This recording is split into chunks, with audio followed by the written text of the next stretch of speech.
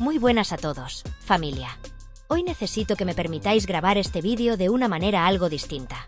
Lo ideal habría sido hacerlo con más calma o en otras condiciones, pero sinceramente, lo que ha ocurrido es demasiado fuerte como para pasarlo por alto. Ha estallado una polémica enorme que involucra directamente a Mario Vargas Llosa, a sus hijos y a Isabel Preisler. Todo esto a tan solo unos días de su fallecimiento, lo que hace que la situación sea aún más delicada y explosiva. Lo que parecía ser una despedida tranquila, se ha convertido en una tormenta mediática cargada de acusaciones, desmentidos y versiones enfrentadas que no dejan a nadie indiferente. Se ha filtrado, o mejor dicho, se ha empezado a comentar con mucha fuerza, la existencia de una carta que Mario habría escrito a sus hijos en sus últimos días. Un texto, supuestamente íntimo, donde se habla de su deseo de alejarse de Isabel y pasar sus últimos momentos rodeado de su familia, dejando claro que ya no confiaba en ella como persona cercana o cuidadora. Esta supuesta carta, que muchos están poniendo en duda, se ha convertido en el centro de un debate público que mezcla sentimientos personales, resentimientos familiares y hasta intereses mediáticos. Lo más desconcertante es que algunos periodistas, muy cercanos al entorno de Isabel, están afirmando con total rotundidad que esa carta no existe. Están asegurando que es una invención de los propios hijos del escritor, con la única intención de desprestigiar a la que fue su pareja durante más de 8 años. Pilar Vidal, una de las voces que ha salido a escena con fuerza, ha insinuado que todo esto podría ser una estrategia perfectamente orquestada para dañar la imagen de Isabel justo en un momento en el que se encuentra más expuesta. Y esto, dicho así de claro, es gravísimo. Porque estamos hablando de un hombre que acaba de morir y que, según sus hijos, quería en sus últimos días arreglar las cosas con su familia, reconciliarse, estar acompañado de quienes realmente estuvieron siempre a su lado.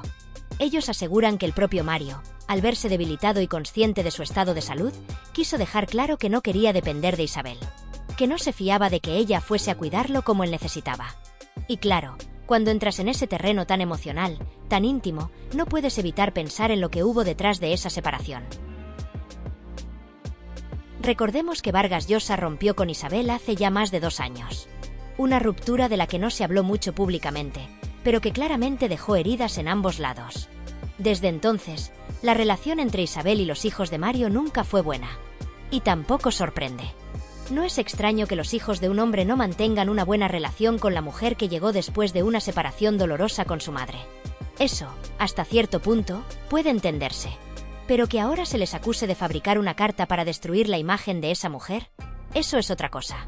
Y más aún cuando algunos medios intentan pintar la imagen de una Isabel totalmente entregada al cuidado de Mario, cosa que choca con lo que otras personas, incluso cercanas al escritor, han insinuado.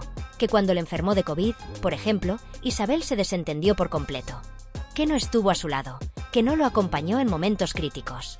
Y claro, esa idea no desaparece fácilmente. Porque si es cierto que en aquel momento lo dejó solo, ahora resulta más creíble que Mario, al ver su salud deteriorarse, decidiera volver a rodearse de los suyos y alejarse de quien ya no le inspiraba confianza. Pero esta historia va más allá de una simple carta. Durante estos días han salido tantas versiones contradictorias que uno ya no sabe qué creer. Primero se dijo que Mario estaba perfectamente, que solo tenía algunos achaques propios de la edad. Después, que padecía una neumonía. Más tarde se habló de un equipo médico internacional, con doctores atendiéndolo en Nueva York, Lima y Madrid. Y al final, resulta que falleció de forma repentina y todo el entorno guarda silencio o cambia las versiones. Esa confusión solo alimenta la sospecha y da pie a que la gente crea que hay algo que se está ocultando. Y ahora, cuando la familia intenta compartir esa supuesta carta o hablar del contenido de ese mensaje final, les caen encima críticas por todas partes. Que si están manipulando la historia. Que si están usando el nombre de su padre para atacar a Isabel. Que si están mintiendo para controlar el legado de Vargas Llosa. Y sinceramente, ¿no tienen derecho los hijos de un hombre enfermo a intentar proteger su intimidad? ¿No es normal que quieran mantener ciertas cosas en el ámbito privado? Se está atacando a una familia que ha perdido a su padre por el simple hecho de que no quieren compartir todos los detalles públicamente. Y eso es injusto. Lo más impactante, sin embargo, es la gravedad con la que algunos medios están desacreditando todo lo que proviene de la familia. Acusan directamente a los hijos de haber creado una narrativa falsa, de haber fabricado un texto inexistente solo para ensuciar el nombre de Isabel. Están diciendo que jamás hubo un mensaje escrito por Vargas Llosa donde pidiera no depender de ella, ni donde expresara su deseo de ser cuidado por sus hijos. Están tachando toda esta versión de pura invención. Y eso, dicho así, sin pruebas claras, es un ataque demoledor hacia una familia que está de luto. Lo que está sucediendo aquí no es solo una disputa familiar. Es también una batalla mediática por la imagen pública, por el control del relato, por quien tiene la última palabra sobre los últimos días de uno de los escritores más importantes de nuestra historia. Y por eso es tan difícil mantenerse imparcial. Porque lo que está en juego no es solo una carta. Es el recuerdo de una vida, la memoria de una persona y el dolor de quienes lo conocieron de verdad. Y como siempre, quienes estamos al otro lado solo vemos una pequeña parte. Nos llega lo que los medios deciden contar, lo que las partes enfrentadas permiten que salga a la luz. Pero detrás hay emociones reales, resentimientos profundos, heridas abiertas y un duelo que, en lugar de sanar, se está haciendo más doloroso con cada nueva acusación. Gracias por estar siempre ahí, por escuchar con respeto, por seguir apoyando este canal cada día.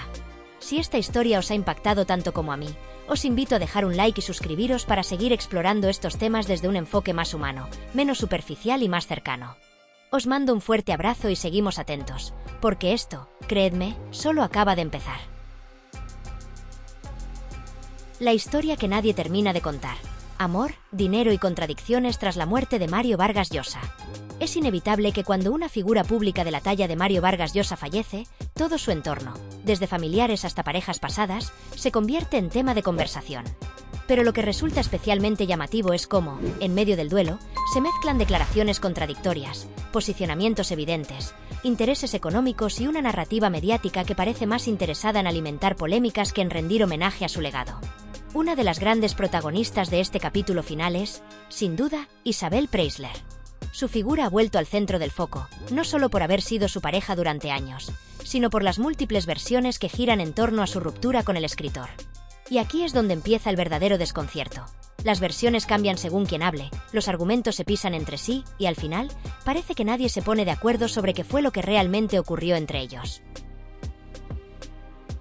Por un lado, se intenta proyectar la imagen de Isabel como una mujer abnegada, que estuvo al lado de Mario en sus años más vulnerables, apoyándolo incluso cuando su estado de salud y su ánimo no estaban en su mejor momento. Se habla de cariño, de lealtad, de la dificultad de romper una relación a ciertas edades, y del deseo de mantener la estabilidad emocional por encima de todo. Es una narrativa amable, empática, que pretende dejar constancia de que Isabel fue una compañera presente y entregada. Pero entonces, en medio de esa versión, aparece una frase demoledora. Si hubiese seguido cobrando 80.000 euros al mes, no lo habría dejado jamás. ¿Cómo se sostiene ese discurso con el anterior? ¿Cómo se puede defender la idea de un amor genuino y al mismo tiempo dejar entrever que el motor de la relación era el dinero? Esa contradicción no solo es incoherente, sino que alimenta una sospecha que muchos ya tenían, que la relación pudo haber estado marcada, en parte, por conveniencias económicas. Y cuando una periodista lanza una afirmación así, no puede pretender que se la interprete de otra forma. Porque en el fondo está diciendo, aunque no lo verbalice directamente, que Isabel Preisler no habría roto con Mario Vargas Llosa si ese flujo económico constante hubiese continuado. Y es aquí donde entra en juego la credibilidad. Porque no puedes defender a una persona de las acusaciones de interés material y en la misma intervención apuntar a que el dinero fue un factor determinante para mantener la relación. No puedes querer justificar sus decisiones afectivas y, en paralelo, lanzar frases que la colocan como una mujer oportunista. Por si fuera poco, cuando se intenta indagar sobre los aportes económicos de Mario a la vida en común, las respuestas no son claras. Se habla de que compartían gastos, de que era su residencia también, pero no hay confirmaciones firmes. Todo queda en un terreno vago, difuso. ¿Y por qué tanta ambigüedad? Porque cualquier detalle que se revele puede inclinar la balanza hacia una u otra versión. Pero más allá de los detalles domésticos y financieros, hay una pregunta clave que sigue sin respuesta concreta. ¿Quién puso fin a la relación? Porque según algunas fuentes, fue Isabel quien tomó la decisión, harta ya de ciertas actitudes. Según otras, fue Mario quien se marchó. Y en este vaivén de versiones, cada uno defiende su relato con el mismo nivel de vehemencia. Lo que sí parece claro es que la ruptura no fue repentina. Dicen que Isabel ya había sentido el desgaste de la relación años antes, concretamente en 2020. Según ella misma habría comentado en su entorno más íntimo, atravesaron un bache fuerte y estuvo a punto de dejarlo. Pero finalmente decidió continuar. No por amor pasional, tal vez, sino por cariño, por costumbre o simplemente porque a ciertas edades uno prefiere evitar las grandes sacudidas. Esa decisión los mantuvo juntos un par de años más.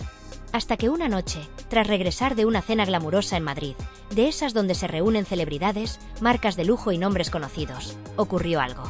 Isabel llegó a casa, comenzó a desmaquillarse y de pronto Mario, que normalmente ya estaría dormido, se levantó de la cama y comenzó una discusión. Un episodio que, según varios medios, tuvo como origen los celos. Otra vez los celos. Esa palabra que persigue a Mario Vargas Llosa desde hace tiempo. Se ha dicho de todo, que tenía celos enfermizos, que era posesivo, que perdía el control ante la sola idea de que su pareja compartiera espacios sociales con otros hombres. Y ahora, después de su muerte, vuelve a salir a la palestra como uno de los elementos clave en la ruptura. ¿Es justo? ¿Es respetuoso? ¿Tiene sentido seguir aireando estos asuntos cuando ya no está para defenderse? Porque lo cierto es que, más allá de sus luces y sombras, estamos hablando de una persona que acaba de fallecer. Y en vez de hablar de su obra literaria, de su legado intelectual, estamos sumidos en una discusión mediática sobre cuánto aportaba económicamente en su relación o si era demasiado celoso con su pareja. Y como si eso no fuera suficiente, ahora también se pone en duda la integridad de sus hijos. Hay quienes insinúan, sin pruebas, pero con mucha vehemencia, que el verdadero motivo por el que la familia quería alejar a Isabel era por miedo a que se quedara con parte de la herencia. Que la supuesta intención de recomponer la relación familiar no era genuina, sino puramente económica. Sinceramente, esa acusación es dura. Porque es muy fácil juzgar desde fuera, especular sobre herencias y supuestos miedos, y olvidarse de que, detrás de todo esto, hay personas que acaban de perder a su padre. Y hacerlo justo en este momento, cuando la herida está abierta, resulta cruel. En medio de toda esta tormenta, hay una carta que fue publicada en su momento en el periódico ABC. Una carta firmada por Mario Vargas Llosa, en la que pedía respeto, privacidad y dejaba claro que no quería volver con Isabel.